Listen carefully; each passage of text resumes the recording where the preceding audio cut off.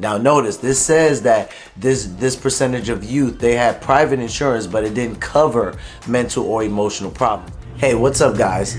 Today I'm bringing you guys a video about mental illness and health insurance and how racism aids to mental illness in America. So why are we talking about these two things instead of trauma in the Bible? Because I've been bringing that up, right? Well, we are going to talk about trauma in the Bible. But first and foremost, I wanted to bring you guys some statistics on health insurance and mental illness in America. Why? Because it matters. Mainly because a lot of people, and we've seen the numbers over the last couple of videos I went over, a lot of people are suffering from this and they simply do not have the health insurance to get the help that they need. So I want to bring some of these statistics to you guys just to make it a little bit more realistic so you can actually see exactly what this looks like for people who do have health insurance and people who might not. The second point I want to be talking about today in this video is racism and how racism aids to mental illness. Now, looking at it right away, you probably would think, I don't get how racism has anything to do with mental illness. Thank God for psychiatrists and therapists, right? There have been plenty of studies to show that people who experience racism on a day-to-day basis, even if they're just microaggressions and they're not huge trauma events, these prolonged events of racism usually affect a person over time. I'm going to show you guys how by reading you these statistics. We already know that it exists, but how does it aid to mental illness? And these were two things I never really thought to put together, but they in fact do have a relationship. So I want you guys to sit back, relax, enjoy this video. As far as trauma goes, stay tuned because I got something special coming as far as trauma goes, and I know you guys are going to love it. And it's going to be pretty in-depth. It's going to be pretty practical, and I know it's going to help a lot of people. But right now, I want you guys to check out this video. It's God over culture. We're talking about mental illness still, but check out some statistics on health insurance and how racism aids to mental illness.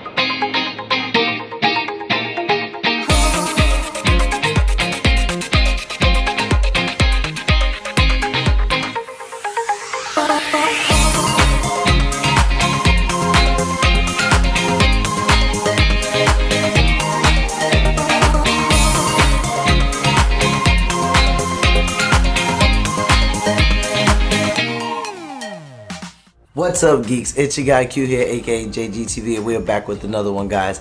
And today, God over culture, part 20, guys, part 20. We're still talking about trauma, but we're actually on the aspect of, instead of therapy and trauma, today I'm more on mental illness, like my last video. So please go back and check that out so you guys can kind of get up to speed on things to where we are at.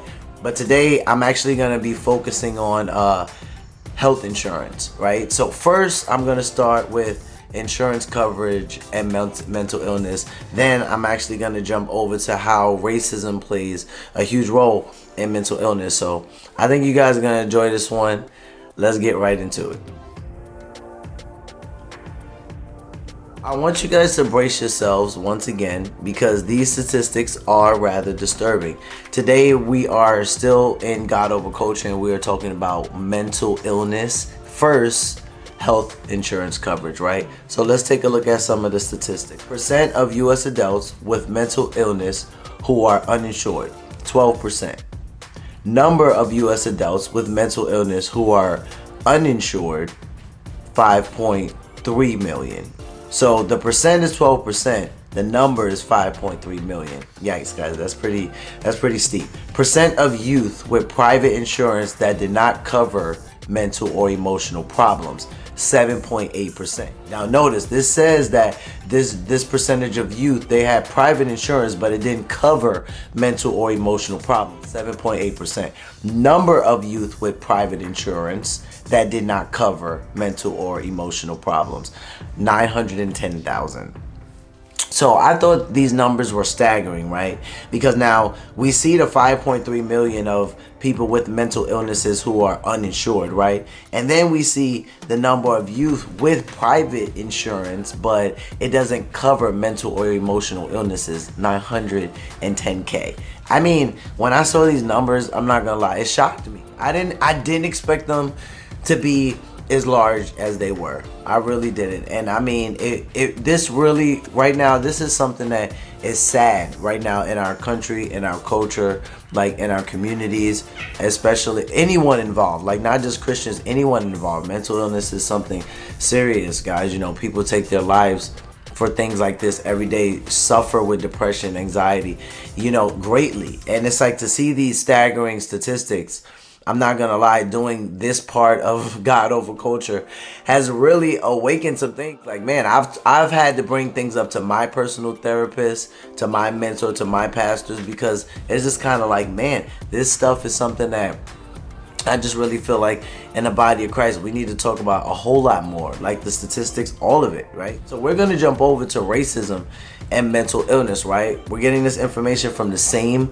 website, right? That is mentalhealthamericanational.org. So we're gonna take a look at the role racism plays in mental illness. Racism is a mental health issue because racism causes trauma. And trauma paints a direct line to mental illnesses, which need to be taken seriously. Past trauma is prominently mentioned as the reason that people experience serious mental health conditions today. But obvious forms of racism and bigotry are just the tip of the iceberg when it comes to racial trauma. Every day, people of color experience far more subtle traumas.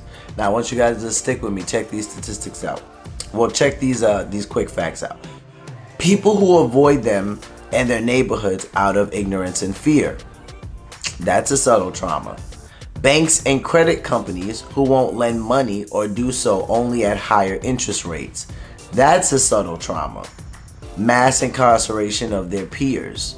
That's a subtle trauma.